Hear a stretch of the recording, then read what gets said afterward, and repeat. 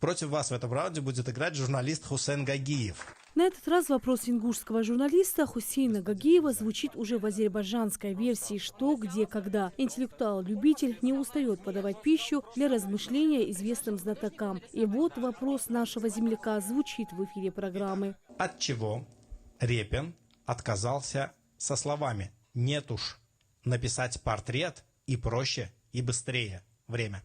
Минута на обсуждение и версии одна за другой. Знатоки почти угадали, но почти не считается. Зацепок было много. Даже пришлось обращаться за помощью зала. В итоге клуб остановился на неправильном варианте. Команда сочла, что Репин посчитал трудным делом фотографироваться, а на самом деле не решился он на другое.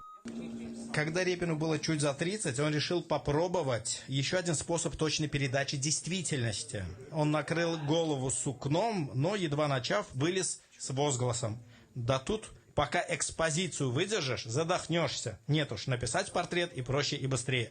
Репин отказался от занятий фотографией. Не фотографироваться, а фотографировать. Таким образом, Хусейн Гагиев в очередной раз выигрывает у знатоков. Журналист считает, что одержал победу еще в тот момент, когда его вопрос был выбран для участия в известной программе. Его он отправил в ноябре прошлого года. Однажды вечером за ужином он включил любимую передачу. И каково было удивление услышать свой вопрос и варианты ответов игроков.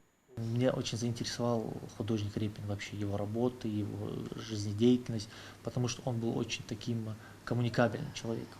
Он организовывал различные ужин, там по средам у него ужин были. Он общался со всеми видными деятелями того периода, целая плеяда, в том числе Федор Шаляпин, известный, да, певец, Лев Толстой, писатель. То есть он со многими общался, Корней Чуковский, вот детский писатель. Вот. И у них в заметках, в разных у них биографиях, они пишут о нем, о том, как они с ним общались, какие-то интересные истории и так далее. Хусейн Гагиев работает главным специалистом пресс-службы главы и правительства Ингушетии. С детства любит читать, увлекается футболом и интеллектуальными играми. Признается, что с 12 лет не пропустил ни один выпуск программы «Что, где, когда». Следит журналист за 3 версиями – российской, азербайджанской и белорусской. Принимал участие в программе 4 раза. 2 раза одержал победу и выиграл приличную сумму денег.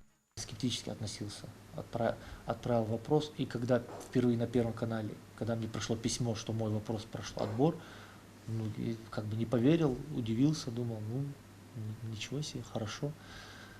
И прозвучал вопрос, и самое интересное, тоже правильная версия была, но выбрали другую версию, неправильно, я победил.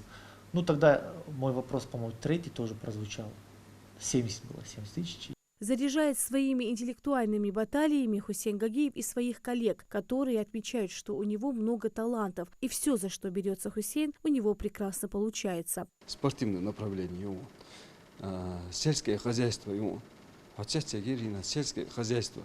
И лучше без дачвяш мархайда, изылдук разные сорты, земляники, изылдук разные сорты школы. Кей, желтый, разных они еще.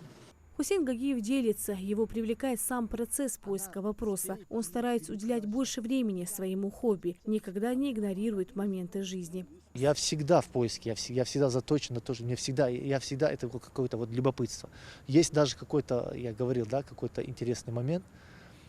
Человек где-то прочитает, любой другой, и просто прочитал, забыл.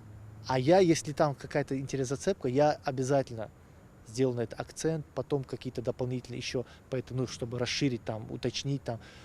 Там же еще есть момент, там же источники надо указать, где ты нашел эту информацию. То есть не просто так, а ссылка должна на что-то. То есть ты должен на что-то опираться при формулировке вопроса. Я поэтому, найдя какой-то момент, я начинаю углубляться в это и потом формулирую вопрос. Хусейн Гагиев продолжит и дальше искать и придумывать интересные вопросы, участвовать в интеллектуальных битвах. Рина Цычоева, Сулейман Костоев, Магаз 24.